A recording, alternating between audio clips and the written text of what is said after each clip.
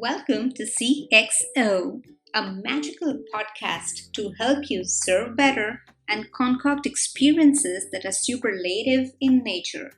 I'm your host, Supriya Sharma, bringing to you in each episode didactic nuggets so you can get inspired to sprinkle stardust in your company, your home, and the community on the whole.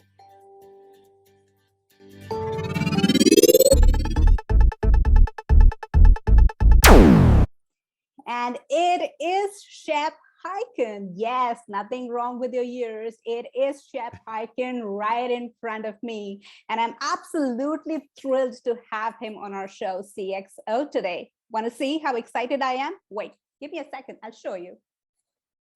I wouldn't mind playing some music for you. That's how excited I am to have Shep here. But let's go on with the purpose that we've invited him. We don't want to scare him away with our music. So Shep, you need no introduction, but let me do the formality. We have Shep Hyken, and he is a customer service and experience expert, an award-winning keynote speaker, a New York Times and Wall Street Journal best-selling author. As the Chief Amazement Officer, exactly, that is his title. Chief Amazement Officer for Shepard Presentations. He helps his clients create amazing experiences that get their customers to come back again and again and again. His articles have appeared in hundreds of publications, and he's been inducted into the National Speakers Association's Hall of Fame for his achievements as a professional keynote speaker. Shep, here you are with us. Welcome to CXO. I'm excited to be here. Thanks for having me. And is that a guitar or a sitar? That's a guitar, and I was holding it like a sitar. I know. That's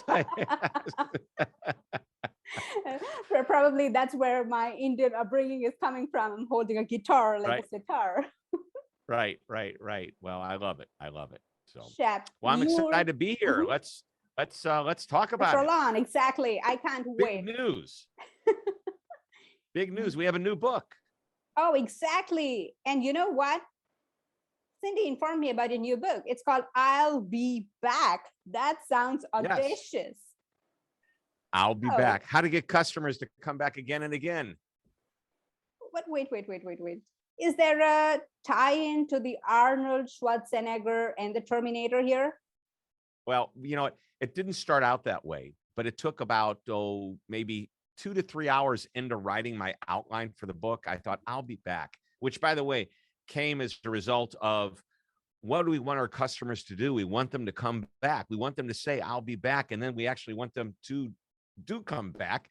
And as I started to write the outline and put my thoughts together, I thought, wow, we should tie this into the Terminator, because you know what? You don't want to terminate your customers. You don't want your customers to terminate you. You want them to say, I'll be back.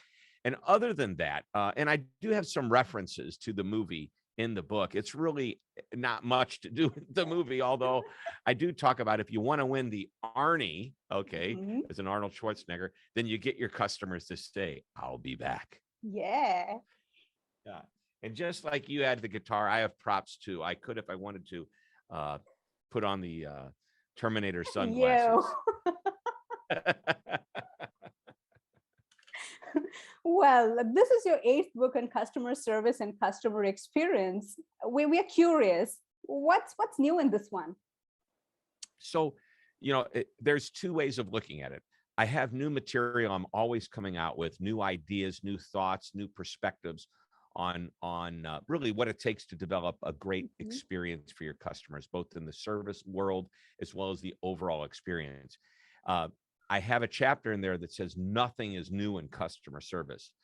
And what that means is a customer comes to you, they want to be taken care of, and when they're finished, they want to be happy. That has not changed. That's still the same. It hasn't changed since the beginning of retail or beginning of merchants, whether it's B2B or B2C, it hasn't changed. And you know what? I predict that in 100 years from now, if I were still living, I could say the same thing. What has changed is what's in the middle. How do we go about it? The experience is different today than it was 25 years ago. There's digital experiences that we never thought of. Who would have thought we'd be carrying around a little mobile device, no longer even called a phone, okay? It's a mobile device that's more powerful than some of the largest computers from not that long ago. And there's ways to utilize that device. There's ways to create an experience. Maybe it's just a twist on a process, or maybe it's something completely technology driven, but there's a way to enhance the experience. So again, the beginning, customer wants to be happy, and at the end they are happy. Nothing's changed. Maybe they need help. Maybe they're in a sales process and they're getting all kinds of information from the company that they're thinking about doing business with, or maybe they need support. Doesn't matter. They're coming in, they want to be happy, and when it's all over, they're happy. And ideally, they're happy enough to want to say, I'll be back. Nothing has changed and nothing will change. But then what do you have to say about technology coming in between? Does it change the intensity? Yeah. Yeah, well, it's great. Well, technology has made things better, no doubt. Made things more streamlined, quicker. It works great. I have a chapter in here, and I talk about you can't automate the customer relationship, or I'm sorry, you can't digitize. But the point is this: at some point, very few companies have ever been able to get away with this. Amazon is one of them, where it's almost all a digital experience. So how can you digitize or automate a true relationship? Well, Amazon's figured out how to do it, and a few other companies have, but most of the time, companies rely upon human-to-human interactions. However, sometimes those human-to-human interactions don't come unless there's a need for it. So you can create a digital experience that's great as long as you back it up with a human-to-human experience when needed. And maybe it may not. By the way, even on Amazon, I've talked to their customer service people once in a while over the years that I've been doing business with them. I need to talk to someone, and they make it really easy. You go on, they try to get you to use their digital customer support first, but at a certain point in time, if you're really frustrated, it says, would you like us to call you? Put your phone number in here. And I mean, this is amazing. About the time I hit enter, I don't even know if a second or two goes by and my phone rings and I'm going, is that Amazon? And I pick it up. It sure is. And they're calling me.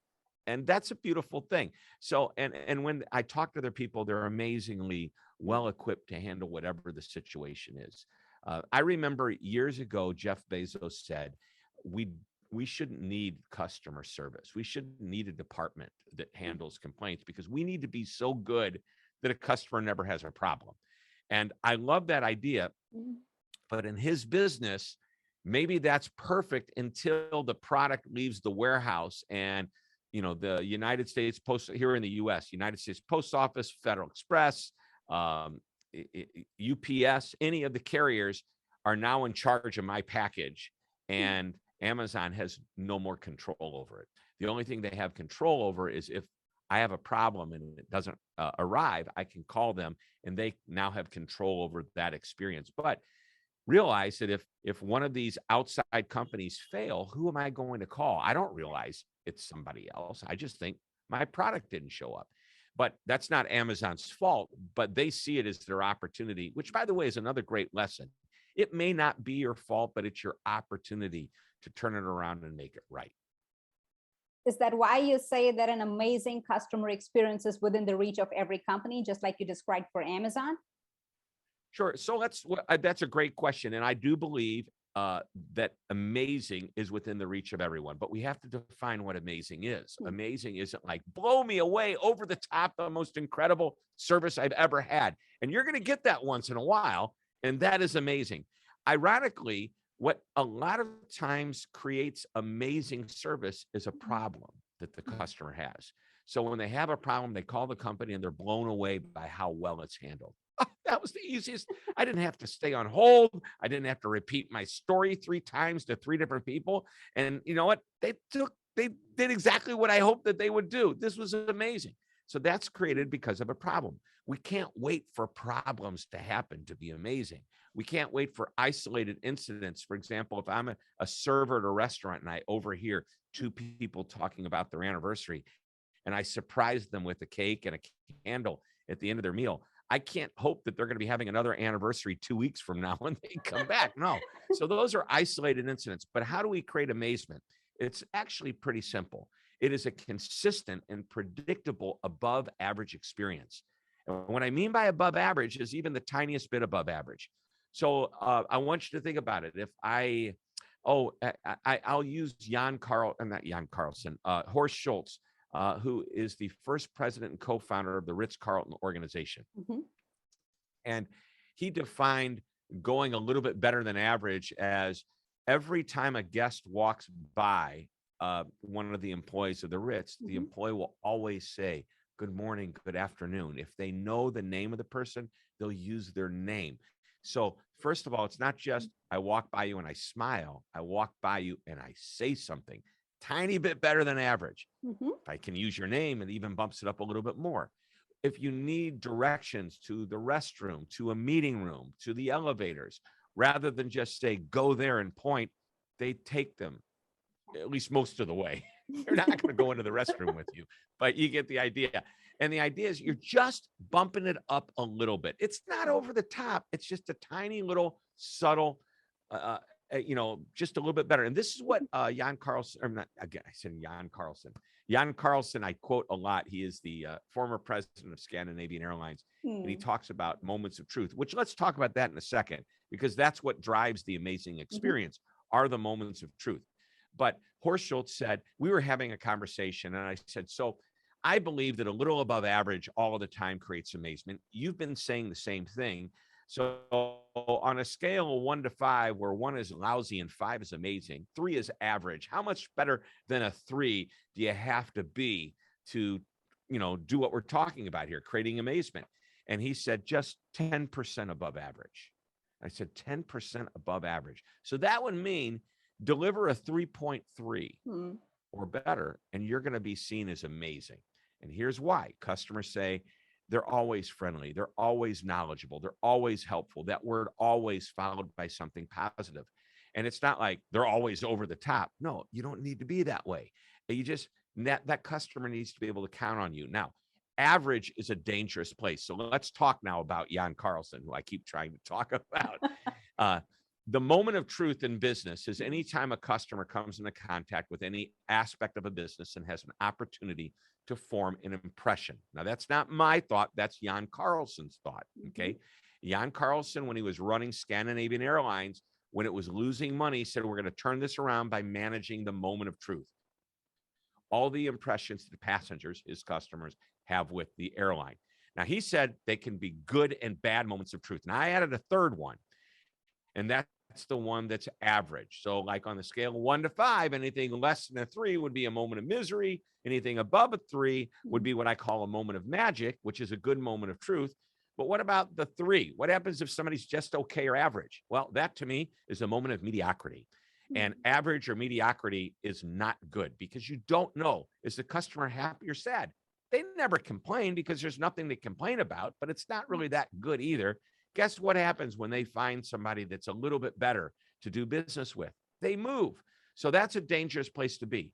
But if you bump it up just a little bit above average, that moment of magic, just a tiny bit above average, you're in the zone of potential amazement, provided it's consistent and predictable. And it doesn't mean you're perfect. You're going to make mistakes. And it's the way you manage that mistake, which brings people back to saying, I can always count on them even when there's a problem. But here's what Horst Schultz was saying at the Ritz-Carlton. He was saying 10% above average consistently will create an iconic brand known for excellence. Woo! Doesn't get any better than that. And when you think about 10% better than average, that's within the reach of everyone. You just have to be aware of it. You have to constantly train your brain until you're doing it naturally to think about these little tiny little bump ups that would make the difference. How quickly do we return a phone call? How fast do we get a customer information when they ask it? And if you're looking at the overall experience, what are you doing to measure up to the customer's expectations? And realize our customers, whether they're in the B2B world or the B2C world, they're basing their experiences on the best service they receive from anyone. So it could be an Amazon experience. It could be, if I'm in the B2B world, maybe there's an inside sales rep of the company that I buy my equipment from, my vendor. They may be amazing. They may be always following up, calling, talking to me, giving me information. And I'm thinking, why would I want to do business with anyone else? And why can't everybody be as good as this company and that person? So the expectations are higher than ever, and we need to meet them. How would it be if we replace the word amazing with amusing? Is it still the same? And it doesn't surprise me that you would ask this question. So, I think amusing in certain businesses is very effective. I think it endears you. So here's what we're looking for. And I talk about this in the book, which, by the way, will be coming out really soon. And you should go to Amazon, you should buy it, or you can go to I'llBeBackBook.com and check it out on our website. But here's the thing about, you're trying to be amazing, amusing. You're trying to create an emotional connection. That's what drives loyalty. If people say, I like doing business with them, and can actually define why they like doing business with you, you've connected with them some way. And it could be something that seems unimportant, or it can be something that's really powerful, as long as there's some level of emotion. So in the book, we talk about repeat business versus loyal business. And I think repeat business is gold. Go for it. But understand why you're getting the repeat business. Do you have better prices than the competition? Are you located closer than the competition? Maybe it's something is, so there's all kinds of different reasons why you would like them. Do you have if you're in the retail business a lot, so a lot of business today have these loyalty programs. They call them loyalty programs, but they're not. They're really marketing programs. If I give you a card and I own a restaurant and says, come in here, I'll punch it, and at the sixth time you get a free meal, that may be what's driving you to come back. Not that you love doing business, you just know you're getting a free meal at the end of 5. What about frequent flyer miles? If I fly on this airline, I can accumulate all my miles, and then I'll get a free trip.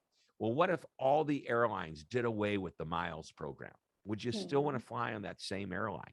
So we need to understand why customers do business with us. And by the way, nothing wrong with any of the incentives we give them to want to do business with us, whether it be, a free lunch or dinner, or, miles or points or a discount, but understand why they keep coming back. Loyalty, however, is deeper. It's rooted in an emotional connection.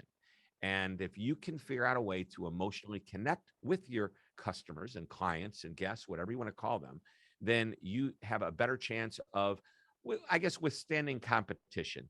Oftentimes, the relationship you have, if you have a truly loyal relationship, if there's a mistake that's made, you get a second chance. If there's a competitor coming in, maybe, and I love it in the B2B world, if you have a great relationship with a vendor and a competitor comes in with a lower price, you go back to your relationship and you say, let me tell you what's going on out here. What can we do to make sure that you remain competitive and we can keep doing business? That second chance, that conversation doesn't happen unless there's some type of a loyal relationship. And is there some measurement that business leaders can use consistently to know that they have loyal customers?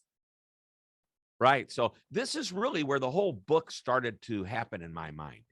A few years back, I was working with a client, and he mentioned that the most important measurement for him wasn't customer satisfaction scores or net promoter score, or the likelihood to recommend, and any other score, because he says that measures history. Now, history is important.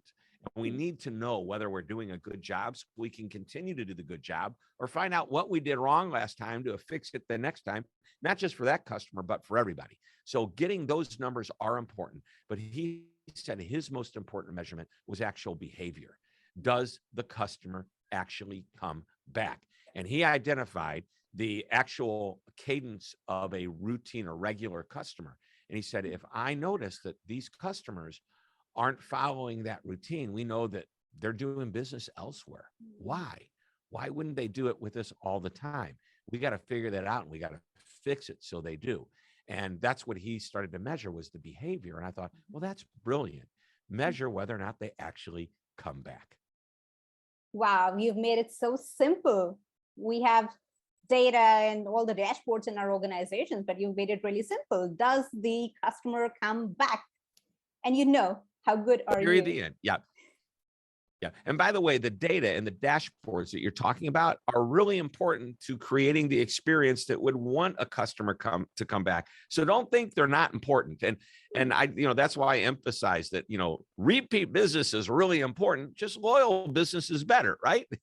So it's the same thing with, you want them to come back, but don't disregard the stats and the facts and the data that are help driving the experience, knowing that you've done a good job, knowing that customers are willing to recommend you, if that's the question you want to use. Shep, you have a really famous, or rather the shortest speech ever of 2 words. Could you please let it out for our audience here? Sure. So the short story of this, and again, I love this chapter, and really what it has happened over. So I started writing this book probably about December 2000. Oh, I don't know. Well, right before the pandemic, anyway. So, and as this thing was mulling around, I started thinking about the speech that I had, where I had a 40-minute keynote speech to close the entire conference. And then people had to leave and go to this dinner. And I remember the client saying, you have to end on time, no matter what time you start. Okay. So if I have extra time, can I take the extra time? Sure. But Shep, if we're running behind, you have to keep us on time, because when you're finished, there's a bunch of buses picking all these people up, taking them to this location for a final night. Great. I'm going to close the thing.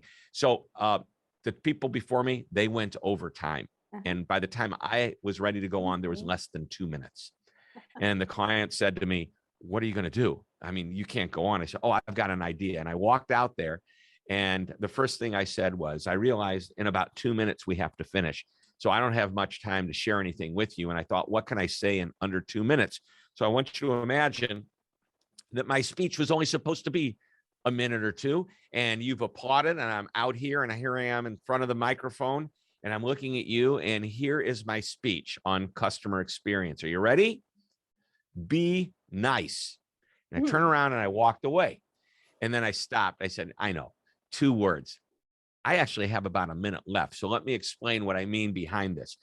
Being nice is fundamental to the experience and the service that you create for your customers, because you could have the best product in the world. I can go into a restaurant and have this most unbelievable food, but if everybody there treats me rudely and they don't care about me and they don't show any appreciation, what's the likelihood that I'm going to come back for this type of experience? Probably never. Fundamentally, under everything we do, it is being nice. So be nice to your customers, be nice to your colleagues. And you know what? I'm out of time. Look forward to seeing you next year when I can do the rest of my speech. Thank you very much. And I walked off. So, but really, it's fundamental, being nice. And it sounds such like common sense. And you're thinking, is that really that big of a deal? Well, let me tell you, think back on all of the companies that you've done business with. Think back on some of those customer service reps that turned out not to be so nice when you called and you needed support. Think about that retail store you walked into where the people there just didn't seem to care that there was even a customer in the store.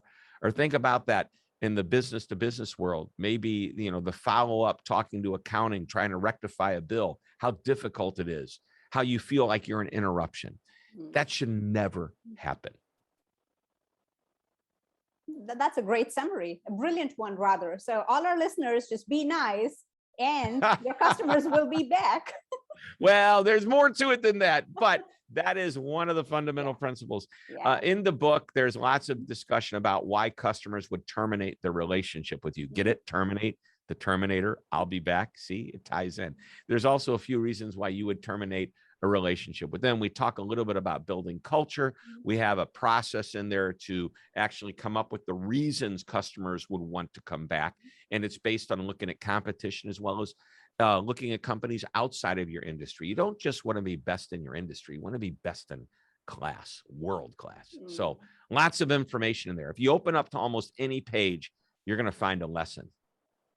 And we are so looking forward to this book. I can't wait for the book to be launched. And it is for 21st of September, right? September 21. This year, it's going to be out 2021.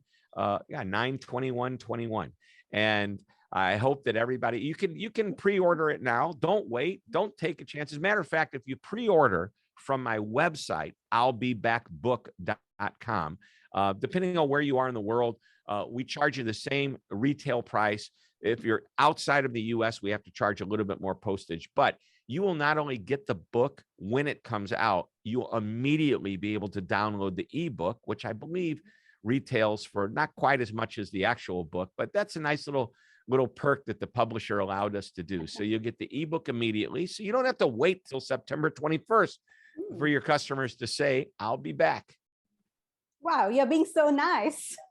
That's the kind of guy I am. And I'll be making sure that I share the link to your website where our audience can pre-order the book. So people do watch out for it. Thank you so much, Shep, for being on our show. It was truly exhilarating to have you, and we wait for the book. All right. Looking forward to it. Thanks for having me. I really appreciate you. Thank you.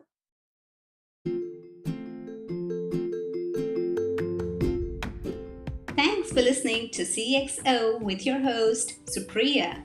I hope you enjoyed a dive into the nitty-gritty of customer experience.